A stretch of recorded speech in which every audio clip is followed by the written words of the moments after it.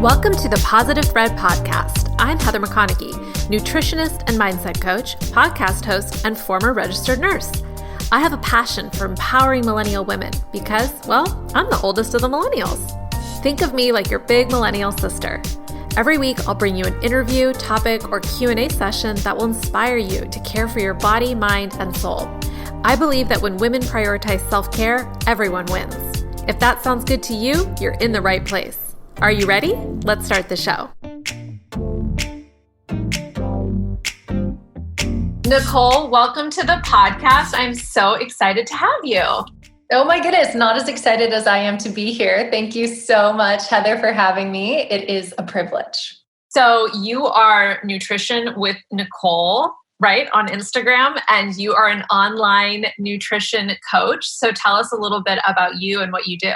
That is correct. Yes, I'm always hanging out at Nutrition with Nicole.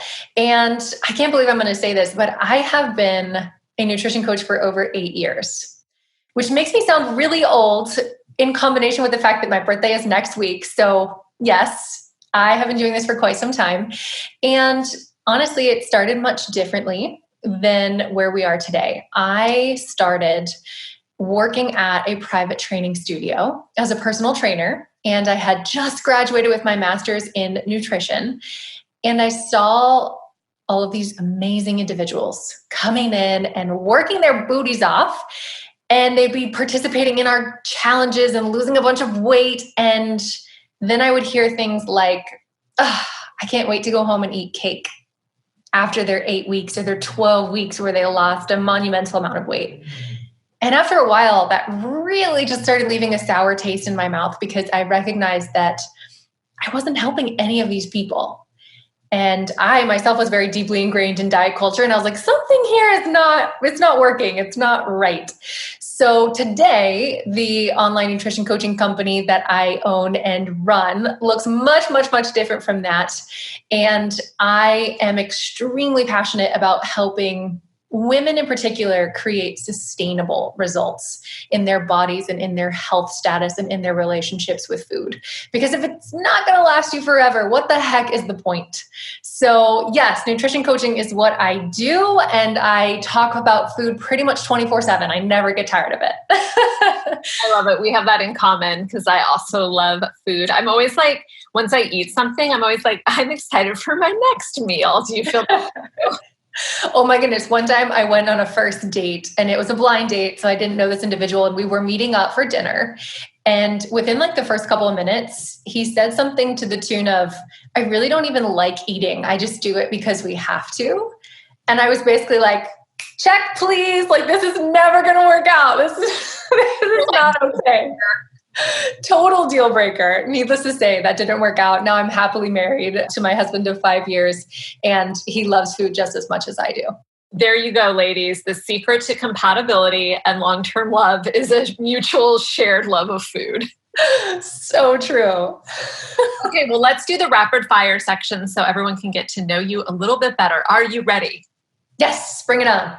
Okay, what is your favorite self-care activity? Oh, my favorite self-care activity is, this is going to make me sound like a baby grandma, taking care of my plants. Ever since my therapist told me I needed a hobby a couple of years ago, I have become one of those crazy plant ladies. I love it. I just have fake succulents because I kill plants. I learn the most from the ones that I kill. So there is something to that. Don't worry. I love that. Learning from our failures. Yes, an important life lesson. Okay, what's your favorite workout? My favorite workout. Oh, this is a tough one. I would have to say, oh goodness. My husband is a strength coach. So I feel some sense of obligation to say my favorite workout is a really great strength training program that he writes for me because he writes all of my programs. And that would be very true. I love feeling strong and empowered, but I also really love the feeling of like getting on the bike and just having like the wind through your hair and just getting that good sweat on. So I would say it's pretty close there. It might be a tie. Great. So strength and bike. Love it. And what's your favorite meal? Kind of like if you had to eat one meal for the rest of your life over and over again, what would you pick? Oh gosh, I couldn't do it. But I can tell you some things that I absolutely love. I really like a Buddha bowl where you have like a really delicious combination of maybe like some sticky rice and some sauteed stir-fried veggies and like a shredded steak or some shredded pork and like an egg over top with a little bit of kimchi. Just like hits all the flavor spots for me. Sounds so good. Yeah, I think one of the keys to building good meals is having all the flavors, right? Like a little bit of sour, a little bit of sweet, a little bit of bitter, a little bit of salty, and kind of bringing those all together just makes food so satisfying. So if I had to pick one thing, which I would be hard pressed to do, at least that covers a lot of the bases. Okay, I love it. Okay, what is either the last book you read or a book you're currently reading? Untamed by Glennon Doyle. Currently reading again. Love it. I read that last year in Kauai during the quarantine, and it was such a great read. What's like one of your biggest takeaways from the book? You know what? I have recently just been learning a lot from Glennon Doyle. I feel like I'm fangirling on her all over again. She just started a podcast, which I would highly recommend for anyone who hasn't listened. And I honestly think one of the lessons I repeatedly learned from her is unapologetic acceptance of self. Like, even if you want to change something about yourself, if something isn't working, like, don't do it from a place of judgment or guilt or criticism. Do it from a place of acceptance. Like, it is okay to be wherever you are right now, listening to this podcast episode in your life, even if things aren't ideal or as you might like for them to be, that's okay. Like, you are doing the best that you can as a human being, and there's plenty of room for growth. And I just love that about her. Like, it's so refreshing. Yeah, I love that. I think that's so important. And also when, I'm sure you feel this like coaching clients, but I know for me, it's like when a client comes to you and maybe they're dissatisfied with where their body's at, or they're frustrated with their energy levels or their health metrics or whatever, it's like, okay, the only way that you can change is to accept where you're currently at, right? Like, same with your finances. If you're like in debt, like denying you're in debt is not going to like help you start to create financial wealth. Like, you have to start with like, okay, here's where I'm at. It's so true. I tell my clients often that awareness precedes behavior change. So you can change whatever you want to change, right? Like, you have the power, you can absolutely, achieve any goal you set out to. But before you do that, we have to become really aware of what currently is and isn't working. And I think our current society likes us to make that a bad thing. Like, where you are right now is bad and you don't deserve to live your life until you get to someplace good. And I don't see it that way. I see it as more of a spectrum where you are right now because of circumstances. Maybe you're just trying to keep yourself safe and survive, and you can move along that spectrum. But I don't think that shame is ever a great motivator for creating positive change. So I do believe that we have to come at it from a place of acceptance first. Yeah, I love that. Okay, so let's talk about habits. This is the main topic that I wanted to have you on the podcast today to share about. I know it's something that you're really passionate about. I see humans as very habitual. I've gotten older, I'm 40 now. And one of the things that I've kind of learned in life is the best way to predict how someone will act in the future is look at how they've acted in the past. And I hate to say it sometimes, but like, I'll have certain clients that I'll work with, and like their eating habits are so ingrained sometimes that despite the coaching, despite the conversations, despite over and over again, they still are really challenged to change those habits. So why do you think it is so hard for humans to change habits? This is such a loaded question, Heather. And I know we're going to dive into all the nuances, but habit is everything. Like, most of what we do on any given day is habitual. It's automatic. We don't even think about it. And when we think about how habits are formed, it's just repetition. It's practice. I do something automatically because I've done it so many times before that now my brain has this deep neural pathway that I don't even have to think about. The way that I think about it is like driving your car through really wet mud. And if you go through those grooves over and over and over again, you're solidifying those grooves. They're so deep that if you took the same path again, your car wheels would inevitably find those grooves because it's so familiar. It's so comfortable. You've done it over and over again. And so creating new behavior, creating change is like trying to take your wheels and pull them out of those divots that you created. And they're so deep and that mud is so sticky and you're trying to go a different way when your brain is like, wait a second, we've always done it this way though. Like this is the way.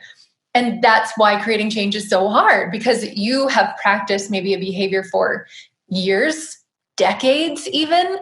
And then because you realize, okay, this isn't serving me much anymore, I'm going to try something new. We expect to see change in days or weeks. And we haven't earned the new habit yet, right? We haven't put in enough time, enough repetition. So yes, the nature of habit formation is hard and it takes a long time, which I think is why a lot of people struggle, especially if they don't have support and accountability. Yeah, no, that's great to hear. I love that visual analogy of the car in the mud, and I could really see that for myself. Okay, so then there's habits that are chemically addictive, right? Like we have alcohol, junk food, sugar, which are impacting like the dopamine reward system in the brain. And so it seems like in those situations, we have both like the dopamine addictive system in the brain happening paired with like the neural groove issues. So how do you help people break those types of habits where maybe both brain systems are at play? That's a great question. And the answer is kind of convoluted, but it all centers around reinforcement. So what you just described is beautiful, and I want to dive into it a little bit. So let's take food specifically. Someone who's struggling with emotional eating and they feel like food controls me. I have no control over food. Or one thing I hear often is I'm addicted to sugar. And that's because our brains are hardwired to look and seek out pleasure. So when I eat something, my dopamine receptors are like, wee, pleasure, yay, because biologically we need food to survive. And that becomes reinforcing. It is a good feeling for our brains and for our bodies. So obviously, the way reinforcement works is when something positive happens as a result of doing X, I'm going to do X over and over and over again. So I continue to get that reinforcement, which is that feel good pleasure. And oftentimes it's the same thing with smoking or alcohol or drug use, because I feel better when I do that thing. I get some sort of high from doing it, whether it's hormonal or not. And then I want to do it again to get the same outcome. So when we're trying to change behavior, we have to recognize that that's happening first. And I always inform my clients that when we're creating a pattern interrupt, which is when we're saying, hey, I know I've done this thing for a long time and I don't want to do it anymore because it's really causing me some damage or it's just not serving me anymore, it's going to feel incredibly uncomfortable.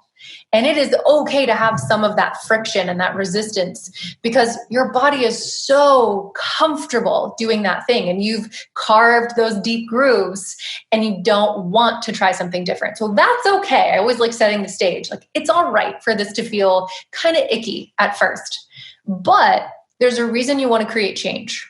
There's a reason that we want to try a different option as opposed to using food to soothe your stress, as opposed to using alcohol to soothe your loneliness. So let's come up with some alternate coping mechanisms outside of food or outside of drink or beverage. And let's figure out what the reinforcement or the pleasure would be doing those things. So for example, if I want to stop eating emotionally, because I want to be able to live in a leaner body and reduce my cholesterol or my blood sugar and be able to get down on the floor and play with my grandchildren or wear a bikini to the beach and feel super confident. Like that's amazing. And so you choosing to do something different in the face of stress might feel temporarily icky because that's the thing you've practiced and rehearsed time and time again. But if you choose something different, what's the long-term reward that you get? So essentially delayed gratification. Do you want immediate pleasure of that dopamine hit, or do you want long-term gratification of being able to reduce your A1C, reduce your cholesterol, get on the floor with your grandkids, wear that bathing suit? That's the hard part, is because we don't often look long-term because we're acting from our emotional side of the brain.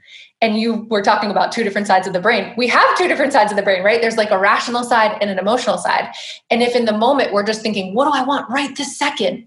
We're driven by our emotions. We'll almost always choose the food or the alcohol because the dopamine comes faster.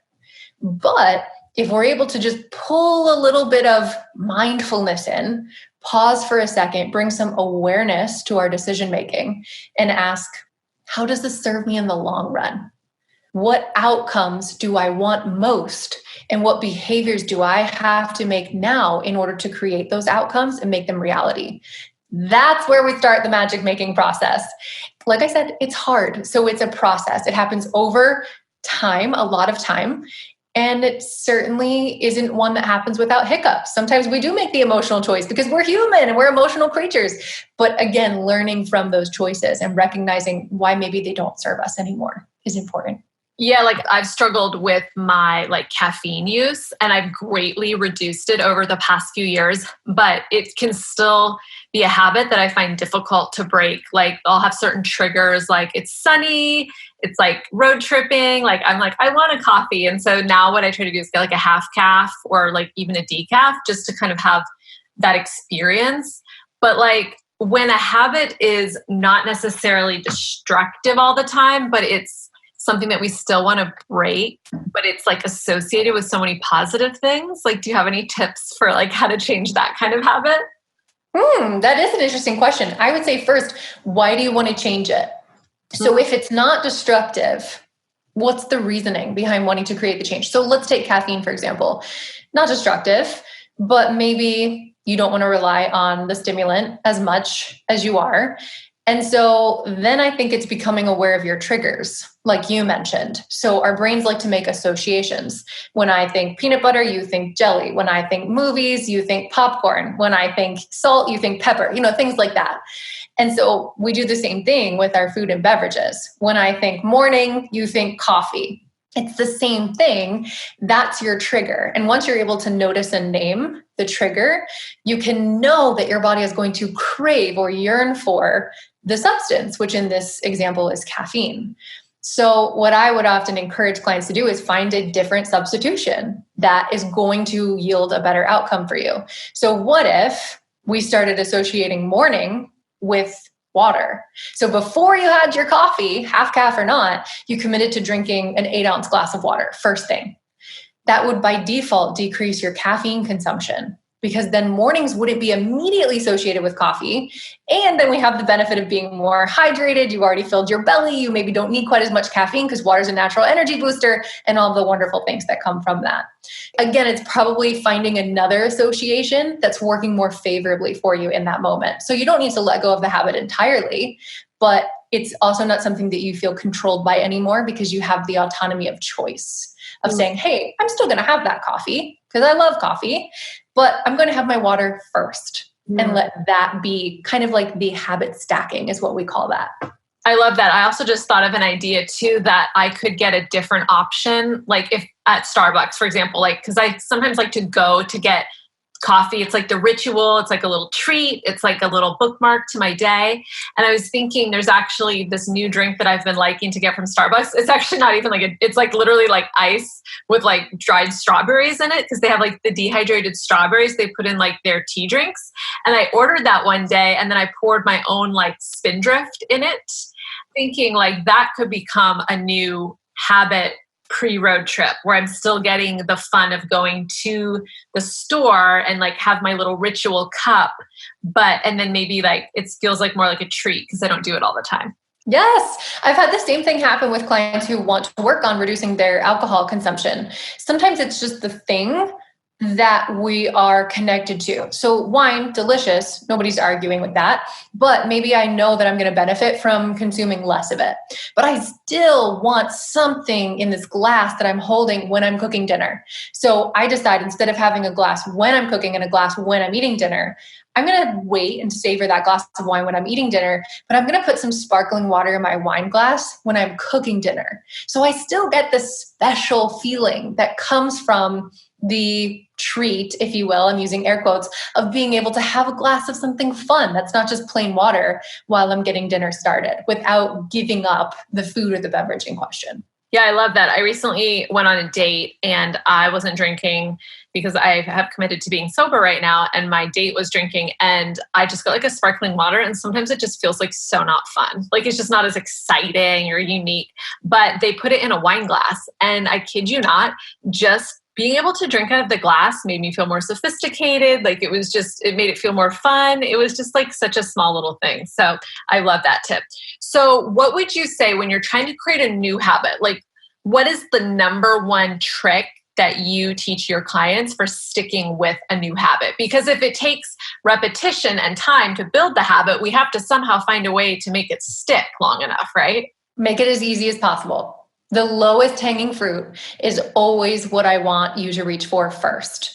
So when a client and I are starting a new habit, we focus on one habit at a time, which might sound extremely underwhelming. Sometimes a client will start and they're like, okay, what are the next 17 steps? And I'm like, nope, that's it. You're going to work on this for the next 10 to 12 days. This is your focus. And you're going to work on eating protein or including a vegetable at every meal or shutting off your phone at 8 p.m. so we can get to your bedtime ritual, whatever it may be. And that is it. That is your only focus for this timetable.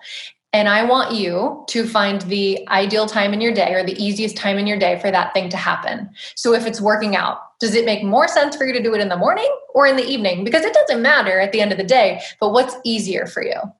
If we talk about food prep, does it make it easier for you to do something larger on the weekend or have a couple of mini preps throughout the week? What's easier for you? How can we make this almost like a no-brainer? I want you to feel 9 out of 10 on a scale of 1 to 10 confidence level doing this thing. Like I almost want you to be able to do it in the back of your brain while you're working on something else.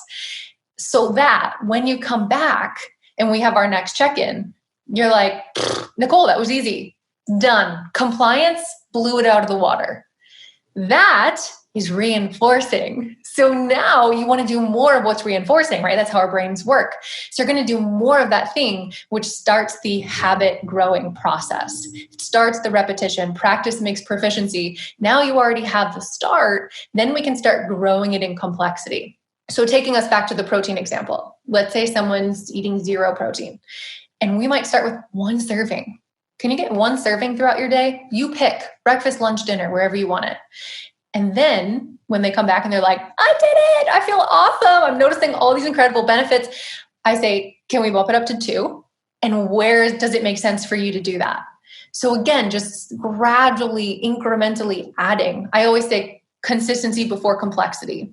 The way that I think about making progress looks very much like a pyramid, because unless you have that strong foundation, it's not a habit. It's just a temporary action that's going to stop eventually.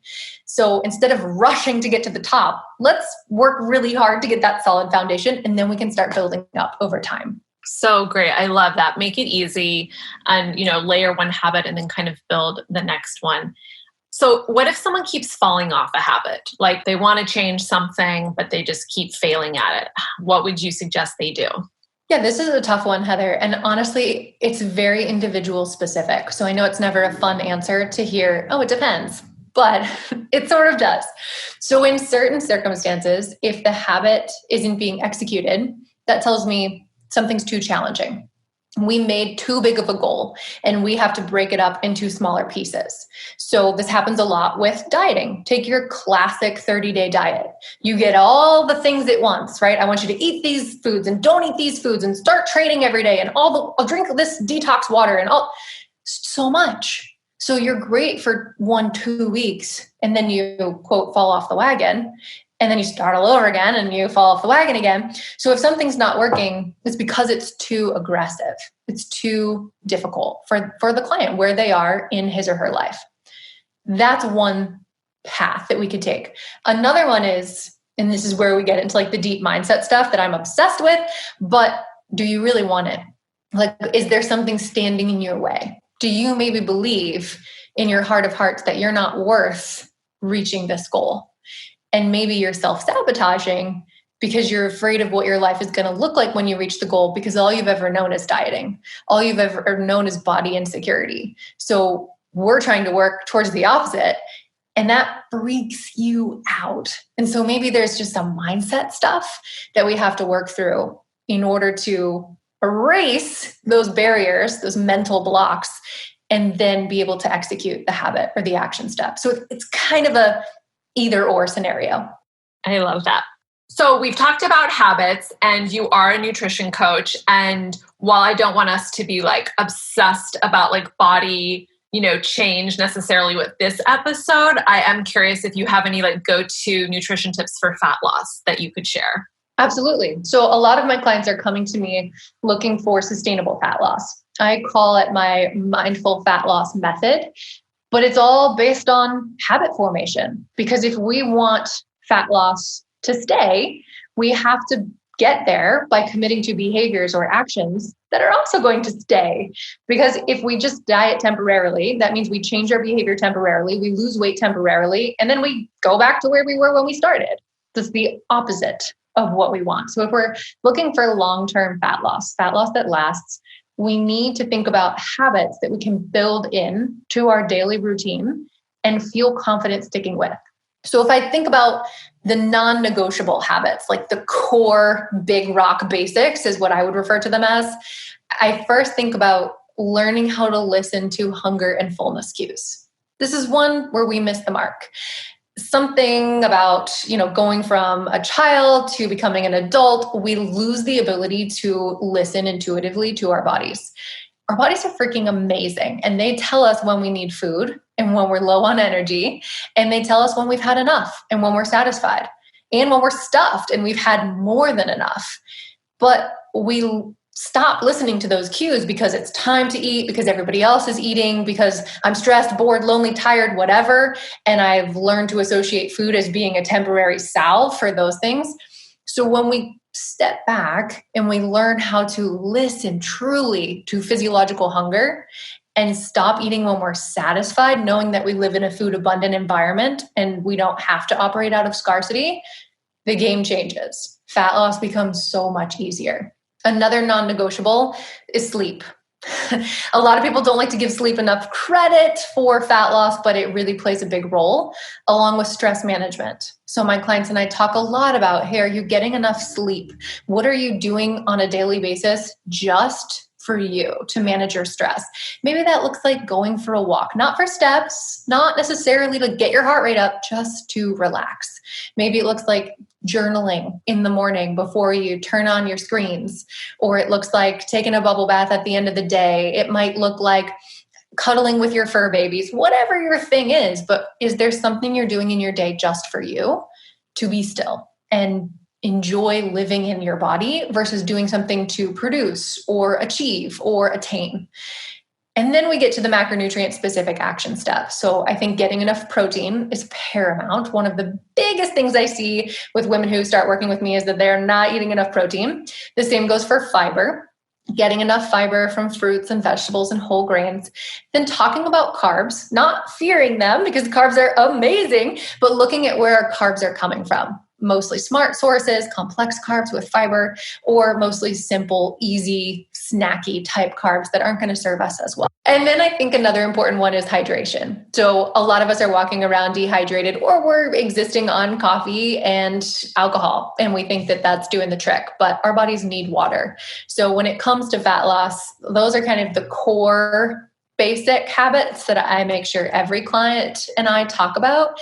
And then, of course, individual specific, it might be some mindset stuff as well. So how do you talk to yourself? Are you constantly beating yourself up and criticizing your body? Do we need to work on self-talk?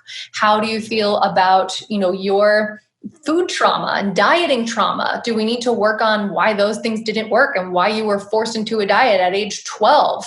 So there's a lot of stuff that some individuals need to spend time working on before they can progress to the food specifics.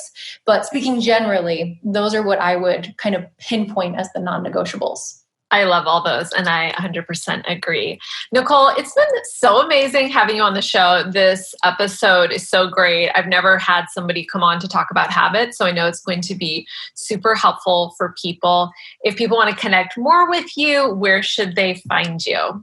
Yes, I love hanging out in the DMs on Instagram. So at Nutrition with Nicole, and you can find me there pretty much everywhere. So I have a free Facebook community, Nutrition Coaching with Nicole. If you're interested in talking with like-minded people and occasionally watching me go live and talk about a specific topic or, just kind of hanging out, that's a great place as well. But I would definitely say most of my time is spent on Instagram, just connecting with you. So find me there. Great. And I'll put your bio in the show notes so people can find you. Thank you so much, Nicole. Thank you so much for having me. Thank you so much for listening. I'd love to connect with you more. So follow me on Instagram at Heather McConaughey and send me a message saying hello. If you loved today's episode, please rate and review the podcast so I can reach and help more women. Remember, when you prioritize self-care, everyone wins.